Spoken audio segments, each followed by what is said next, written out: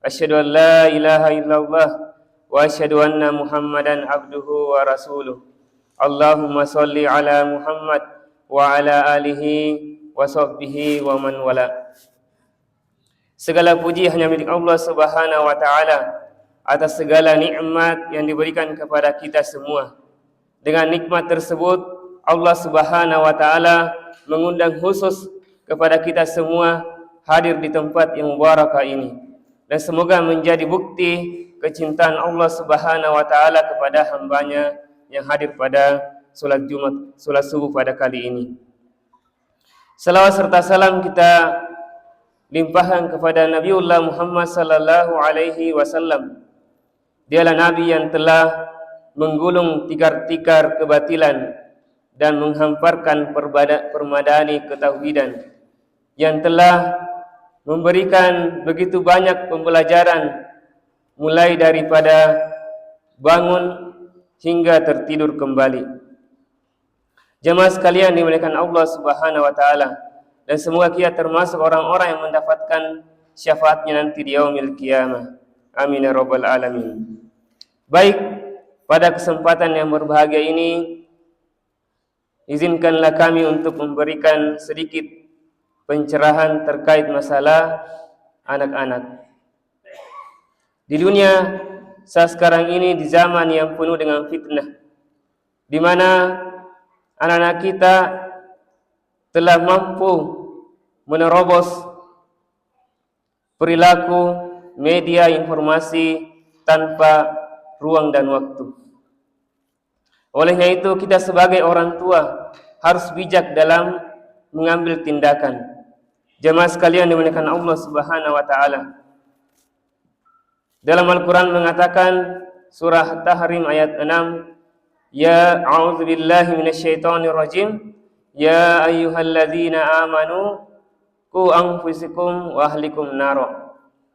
Hai orang-orang yang beriman, jagalah diri kalian dan keluarga kalian dari api neraka. Para pakar mengatakan bahwa ketika anak-anak kita lalai dalam mendidik anak-anak kita di usia 0 sampai 14 tahun, maka kita akan siap-siap menerima badai yang begitu besar. Badai yang sangat mengerikan, jemaah sekalian. Dan di usia 15 tahun ke atas, kita akan merasakan perubahan yang nyata pada diri anak-anak kita. Mungkin disebabkan karena kita sibuk bekerja, sibuk mencari nafkah dalam tanda petik. Kemudian kita lupa dengan anak kita, lupa dengan pendidikan anak-anak kita. Yang demikian itu, kita akan mendapatkan harta, mendapatkan uang daripada pekerjaan kita itu hanyalah untuk membiayai, membereskan kerusakan-kerusakan yang terjadi pada anak kita. Olehnya itu, para jamaah sekalian yang sama-sama berbahagia, maka perlu kita memperhatikan pendidikan anak kita, karena guru yang terbaik adalah bukan dari lembaga pendidikan yang terbaik. Guru yang terbaik bukanlah sosok dari ustaz, bukanlah sosok dari guru yang kita kagumi, tapi guru yang terbaik adalah ada pada diri orang tua, terutama ayah dan ibunya. Maka ketika seseorang ingin menitipkan anaknya di suatu lembaga pendidikan, titip anakku ustaz. Pendidikan itu tidak bisa dititip jemaah sekalian. Pendidikan itu adalah dari orang tua itu sendiri. Jemaah sekalian dimuliakan Allah Subhanahu wa taala, fenomena-fenomena yang terjadi saat sekarang ini, kita selaku orang tua mengharapkan kesalehan daripada anak-anak kita. Sebagaimana dari Abu Hurairah radhiyallahu anhu, Rasulullah sallallahu alaihi wasallam, idza matal insan an qata'a amaluhu illa min salasa. Salah satunya adalah jika salah seorang yang sudah meninggal, maka terputuslah kebaikannya kecuali 3. Salah satunya adalah anak yang soleh mendoakan orang tuanya.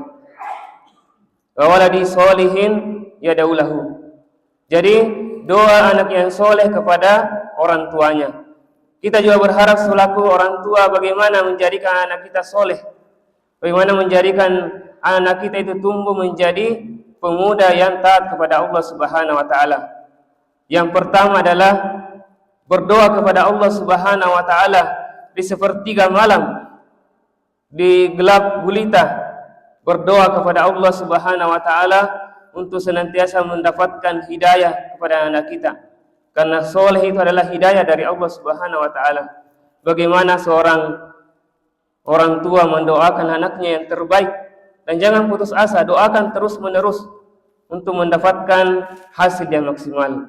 Kemudian yang kedua adalah mencari nafkah. Berikanlah nafkah kepada anak-anak kita dari makanannya, minumannya, pakaian yang dikenakan, begitu pula dengan kendaraannya.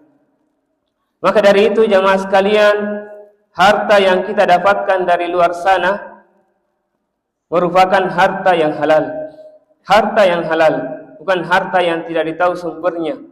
Ya. Kemudian yang ketiga adalah keteladanan.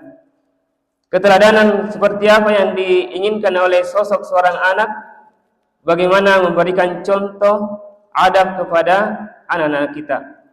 Misalnya kalau di masjid, kita memberikan contoh bagaimana adab ketika masuk dalam masjid. Begitu pula kalau kita bepergian, misalnya arisan seorang ibu, ya bagaimana memberikan contoh ketika berada di tempat-tempat keramaian. Demikian pula di tempat-tempat yang lainnya. Dan itulah yang dilihat oleh anak-anak kita. Karena cerminan daripada anak kita adalah dari orang tuanya sendiri. Jemaah sekalian dimuliakan Allah Subhanahu wa taala. Maka dari itu tidak terlambat, tidak ada kata terlambat untuk mendidik anak-anak kita. Kalau ada anak kita masuk ke dalam masjid, ya berikan adab, tidak boleh begini, duduk seperti ini dan seterusnya. Jangan melarang, karena salah satu kemunduran dari kaum muslimin di masjid itu kalau tidak ada lagi anak-anaknya.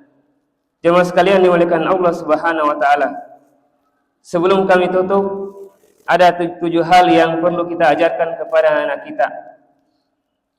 Ada 7 hal yang perlu kita tanamkan kepada anak-anak kita. Yang pertama adalah mengembalikan barang yang telah kita ambil.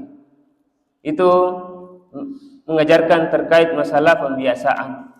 Jadi kalau ada anak-anak kita yang bermain, kita ingatkan, kembalikan ke tempatnya. Misalnya anak kita pulang dari sekolah, kemudian kita mengingatkan untuk mengembalikan sepatunya di tempat yang telah ditentukan. Jangan menyelah pembicaraan orang lain. Ini mengatur tentang mengajarkan terkait masalah menghormati. Ketika anak-anak kita duduk, kemudian ada orang tua yang berbicara, maka tidak boleh anak kita menyelah pembicaraan orang lain. Kemudian yang ketiga adalah jangan mengumpat. Ini mengajarkan terkait masalah kualitas. Kemudian yang keempat adalah menyapa orang yang lebih tua. Ini mengajarkan terkait masalah etika. Kemudian yang kelima adalah minta maaf jika bersalah. Ini mengajarkan terkait masalah tanggung jawab. Kemudian yang keenam adalah ajarkan satu olahraga kepada anak kita. Ini mengajarkan terkait kesehatan. Dan yang terakhir adalah jangan mengambil barang orang lain. Ini mengajarkan tentang kejujuran.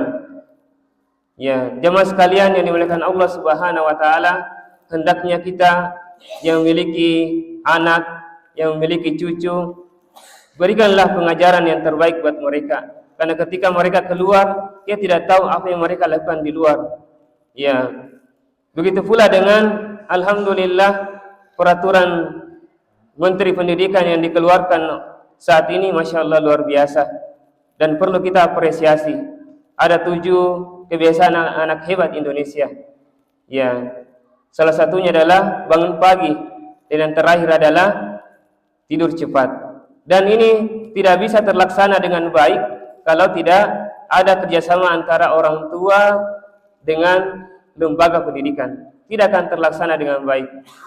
Maka dari itu, jamaah sekalian yang sama-sama dimuliakan Allah Subhanahu wa taala, saatnya kita berbenah. Tidak ada kata terlambat. Ya, Mungkin itu yang kami sampaikan. Mohon maaf bila ada kesalahan. Hadanallahu wa iyyakum ajma'in. Wabillahi taufiq wal hidayah. Assalamualaikum warahmatullahi wabarakatuh.